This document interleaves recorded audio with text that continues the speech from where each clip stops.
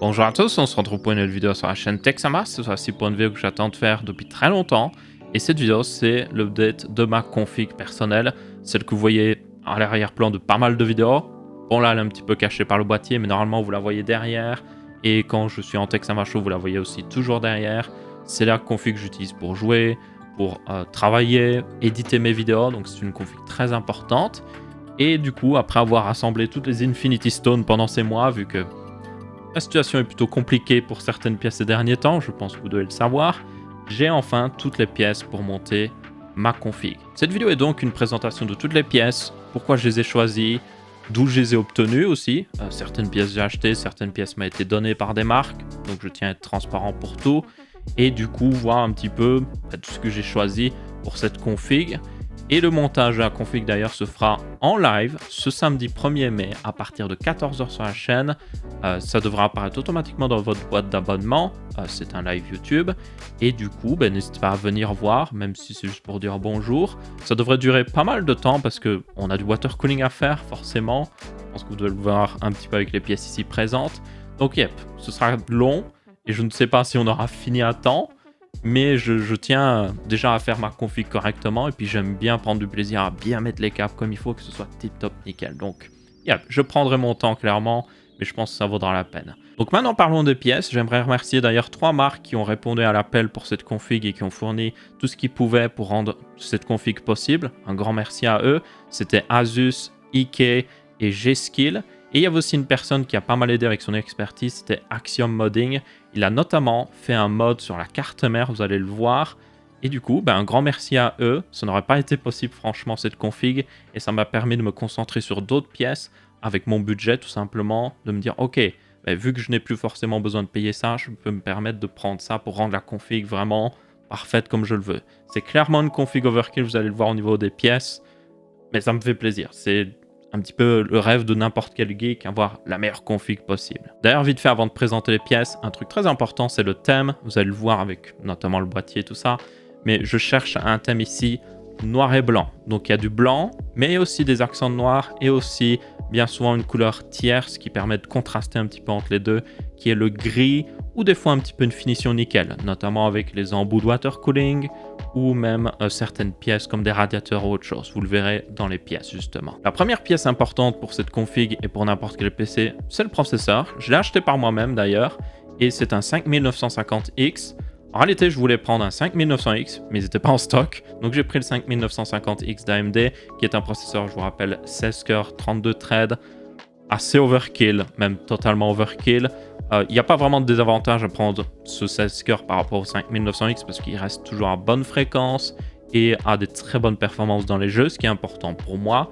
Et évidemment, dans les tâches professionnelles, avec 16 cœurs, ça rigole pas. Mais honnêtement, j'en ai pas vraiment besoin d'autant de cœurs. La raison pour laquelle je l'ai pris, franchement, c'est parce que le 5900X n'était pas en stock là où je regardais. Vraiment nulle part en stock.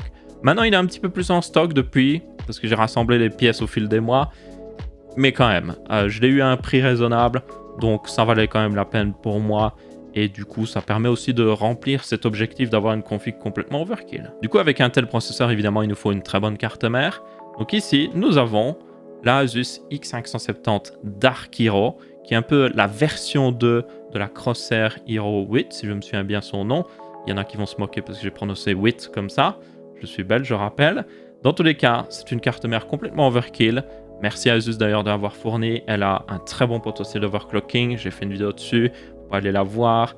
Je peux mettre ce processeur en restant raisonnable au niveau de la consommation à 4,3 GHz sur tous les 16 cœurs. Et c'est juste genre génial d'un point de vue performance. Mais du coup, vous allez me dire, cette carte mère n'est pas très Dark Hero à l'heure actuelle, elle est même plus blanche et grise avec des touches de noir. Eh bien, c'est tout simplement parce que Axiom Modding a modifié cette carte mère. Il a peint notamment la partie en plastique ici, qui permet de couvrir l'électronique. Et il a peint aussi les radiateurs. Un grand merci à lui. Je lui ai demandé, il a répondu directement présent. Il a fait ça aussi très rapidement, donc ça c'était cool. Comme ça j'étais sûr d'avoir la carte mère dès que j'ai toutes les pièces pour justement faire la config. Et le travail est excellent selon moi, notamment sur les radiateurs. Franchement, j'ai l'impression que c'est sorti d'usine comme ça de la part d'Asus. C'est tip top nickel.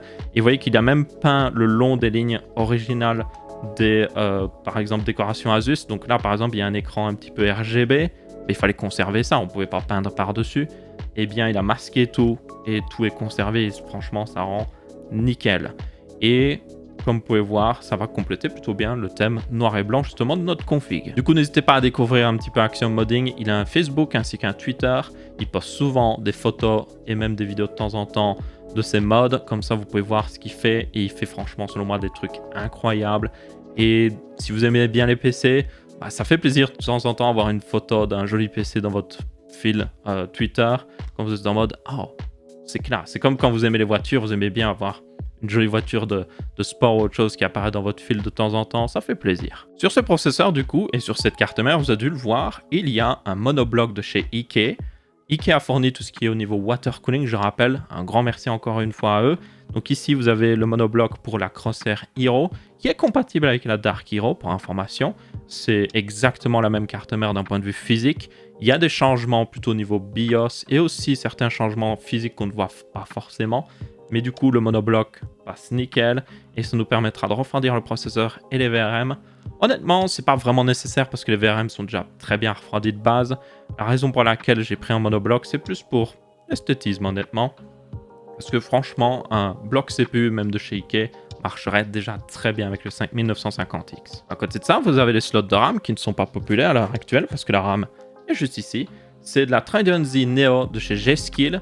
C'est un kit aussi très particulier parce que c'est le kit 64 Go, donc vous avez 4 fois évidemment 16 Go en 3600 MHz CL16. Et c'est le vrai kit CL16, ça veut dire que tous les sub-timings sont vraiment en CL16. Donc c'est une RAM très rapide qui a aussi pas mal de potentiel d'overclocking si je le voulais. Mais je pense que je vais plutôt optimiser pour serrer encore plus ces timings pour vraiment en tirer pleinement parti. Et puis le plus important, c'est une RAM qui est faite pour les processeurs Ryzen, donc elle marche nickel directement dès que vous chargez le profil DOCP dans la carte mère, ça marche. Et aussi les classes à regarder franchement avec du RGB, mais aussi cette finition, comme vous pouvez voir, noir, gris et puis un peu le dessus blanc. Donc ça collera plutôt bien à notre thème, comme je l'ai dit, de noir-blanc avec des touches de gris.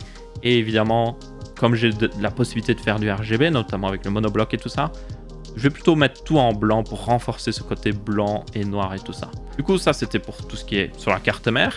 Il y a une dernière chose qui va sur la carte mère qui est très important pour les performances, et c'est la carte graphique. La voici, ou plutôt, voici ce qu'elle est devenue parce qu'elle a été hautement modifiée. Ici, si vous ne la reconnaissez pas, vous avez la RTX 3090 TUF de chez Asus. Donc l'une des plus grosses cartes graphiques qui existent, c'est indéniable. Complètement overkill, ça aussi c'est indéniable. Et du coup avec ce waterblock de chez Ike qui est franchement magnifique, forcément pour la refroidir. Bien que honnêtement elle n'en a pas besoin, j'avais déjà fait des tests. Donc vous avez l'ancien refroidissement qui est ici à côté, qui est déjà largement suffisant pour cette carte, qui permet de la garder à 66 degrés en pleine charge alors qu'elle consomme 361 watts. Donc c'est juste pour dire à quel point, genre, vous n'en avez pas besoin. Mais on aime bien l'overkill ici. Et puis la water coolée, ça rend encore mieux. Et puis ça permet de mieux respecter le thème noir et blanc. Donc, yep, on a mis un petit water block.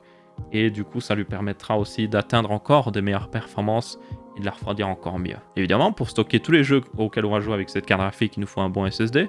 Donc ici, nous avons le FireCuda 520 de chez Seagate. J'avais fait une vidéo dessus, si vous vous souvenez. C'est un exemplaire qui m'avait passé pour information et que j'ai pu garder. Donc merci à eux, même si techniquement, ils ne savaient pas que ce serait utilisé pour cette config-là. Mais merci à eux, quoi qu'il arrive. C'est un SSD PCI Express 4.0 pour information, donc il permet de monter jusqu'à 5000 MO à la seconde en lecture. Complètement overkill encore une fois, parce que honnêtement, à l'heure actuelle, très peu de jeux en profitent vraiment, même aucun jeu honnêtement.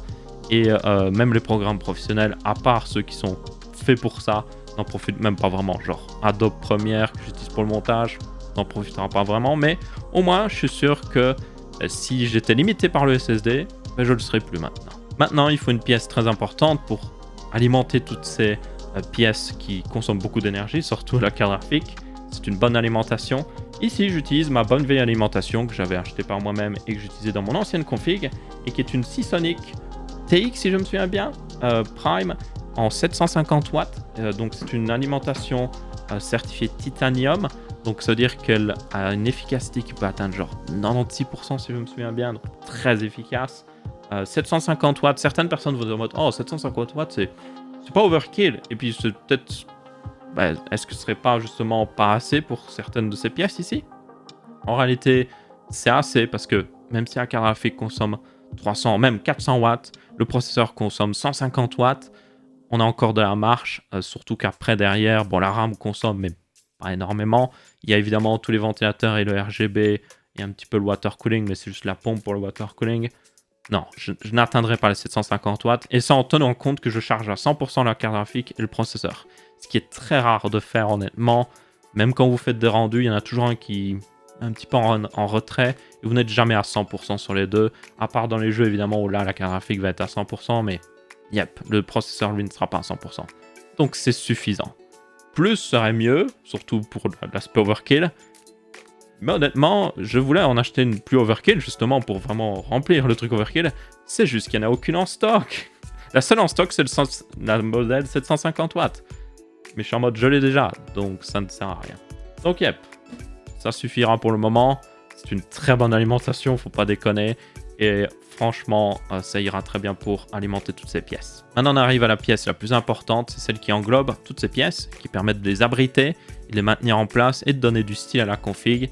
Et c'est le boîtier. Donc ici, on a un Lianli PC O11 XL en version blanche, comme vous pouvez voir. Ça n'a pas été modé par Axiom Modding, pour ceux qui se demandent, parce que j'avais déjà une version noire qui existait, donc j'aurais pu la peindre en quelque sorte. Mais non, j'ai acheté la version blanche pour que ce soit plus simple. Je donnerai une meilleure seconde vie à la version noire aussi, ne vous inquiétez pas. Mais ici, si je voulais respecter évidemment le thème de la config noire et blanche, il me fallait un boîtier blanc tout simplement. Aussi, un petit avantage, c'est que pour le live, qui sera, je vous rappelle, le samedi 1er mai à justement 14h, donc c'est demain normalement par rapport à la sortie de cette vidéo, l'avantage, c'est qu'un boîtier blanc, c'est plus facile à filmer, donc j'aurai plus facile à vous montrer ce que je fais dans le boîtier, donc un petit avantage. Et sinon, c'est juste un boîtier parfait pour le water cooling. Il est fait pour le water cooling. Vous avez du 360 mm en bas, en haut. Vous pouvez même en mettre un sur le côté, mais j'en mettrai pas sur le côté. Et puis on peut mettre une plaque de distribution à l'avant, ce qui a évidemment été fourni par Ikea. Donc regardez ce monstre. Et la voici. C'est une plaque de distribution. Comme je le dis, les plaques de distribution ont pour but de permettre de mieux gérer les câbles, et aussi de servir de réservoir bien souvent, et même de pompe. Vous avez la pompe juste ici derrière pour votre water cooling. L'avantage, c'est que comme vous avez des trous juste ici derrière, ça vous permet de diriger exactement les tubes comme vous le voulez vers les différentes pièces. Donc par exemple ici en bas, ce serait plus les trous pour la carte graphique. Vous avez les processeurs plus en haut, et vous avez aussi des trous tout en bas pour les deux radiateurs normalement. Donc il me semble qu'il y en a un par ici pour le radiateur, et les deux aussi ici pour justement ces radiateurs. C'est-à-dire qu'aussi la config est plus générique, parce que toutes les personnes qui ont ces plaques de distribution vont faire leur tube de la même manière. Mais bon, je pense qu'avec le choix des pièces et tout ça, ma config reste, quoi qu'il arrive, assez unique. Et cette plaque de distribution, franchement, est magnifique, comme vous pouvez voir. Et du coup, dans le boîtier, elle sera à peu près comme ça. Donc là, vous avez une plaque de verre à l'avant, et vous verrez cette plaque de distribution à travers la plaque de verre, justement. Et donc les tubes sortiront derrière, et pour aller vers les différents justement composants pour les refroidir. Et du coup, elle est full RGB d'ailleurs. Donc on peut mettre soit en blanc pour respecter le thème, ou soit en mode full RGB, en mode Geekolol, si on veut, hein. Chacun son plaisir. Vous voyez que le câble RGB est d'ailleurs juste ici. Et du coup, franchement, c'est une pièce assez unique pour cette config. Et franchement, ça va hyper bien rendre. Donc un grand merci à Ikea. Il n'y avait pas juste ce que vous avez vu ici dans cette vidéo, c'est-à-dire le waterblock et la plaque de distribution. Il y a aussi tout ce qui est au niveau embout et fitting. On va utiliser d'ailleurs des tubes rigides pour cette config, c'est-à-dire que les tubes ne peuvent pas se plier, ou en tout cas, il faut les plier avec de la chaleur. Donc ils restent en place, donc ça permet d'avoir des tubes parfaitement droits, très classe. C'est la première fois que je travaille avec, donc on verra bien ce que ça donnera. Je ne promets pas grand-chose non plus. Je suis un petit peu maladroit des fois, donc ma foi, on verra bien. Et du coup, yep, ça devrait plutôt bien rendre. Donc vous verrez toutes les autres pièces Ikea dans cette vidéo-là, parce que honnêtement, il y a tellement de trucs à montrer. Ils ont énormément fourni, donc yep, ça n'aurait jamais été possible sans eux. Et maintenant, on en arrive aux petites pièces qui complètent cette config, qui vont lui donner du style ou la rendre plus pratique, notamment avec les ventilateurs. Donc ça, c'est un Corsair QL120. J'en ai, pour information, 3 en haut. Enfin, j'en aurai 3 en haut, 3 sur le côté et 3 en bas, ainsi que celui-là qui techniquement sera à l'arrière. Il faut que je vois si ça rend bien selon la config. Et comme vous pouvez voir, déjà ces ventilateurs sont noirs et blancs par défaut comme ça. Ils sont aussi full RGB. Ce sont même certainement les ventilateurs les plus overkill au niveau RGB parce que ils se contrôlent d'une manière complètement folle. Et ils ont aussi un avantage assez important selon moi, c'est que de l'arrière, vous voyez l'arrière ici, il reste beau. Parce qu'il y a des ventilateurs RGB, ils sont magnifiques de l'avant. Mais dès que vous les retournez, ce que vous allez devoir faire par exemple avec les ventilateurs en bas, ils sont moches honnêtement. Donc là, ils sont beaux de tous les côtés, ils ont le meilleur RGB selon moi. Je les ai toutefois achetés, je tiens à le préciser. Ils ont coûté très cher. C'est des ventilateurs extrêmement chers. C'est genre pratiquement 40 € la pièce, le ventilateur. Donc j'ai littéralement pour ma config plus de 300 € de ventilateur. Et le pire, c'est que c'est pas forcément même les meilleurs ventilateurs au niveau refroidissement. C'est juste les plus beaux avec du bon refroidissement. Donc c'est vraiment... Là, on est vraiment dans l'overkill. Parce que si j'étais en mode fuck le RGB, j'aurais pu juste prendre des petits ventilateurs Arctic de 120 mm qui coûtent 7 € pièce. Ça aurait largement suffi. Ils auraient même été plus performants. Mais je voulais être full complet, on va dire, au niveau RGB. Et du coup, ils ont d'ailleurs connecteur RGB, il y a un hub. J'ai de quoi connecter les différents hubs. J'aurai besoin de 2 hubs RGB pour connecter tous les ventilateurs.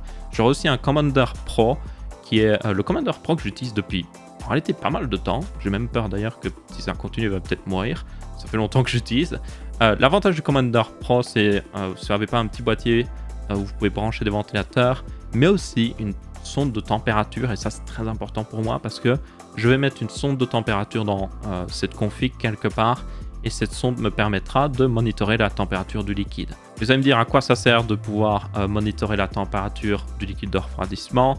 Et tout simplement, combiner ça avec le fait que je peux contrôler les ventilateurs, je peux contrôler les ventilateurs selon la température du liquide.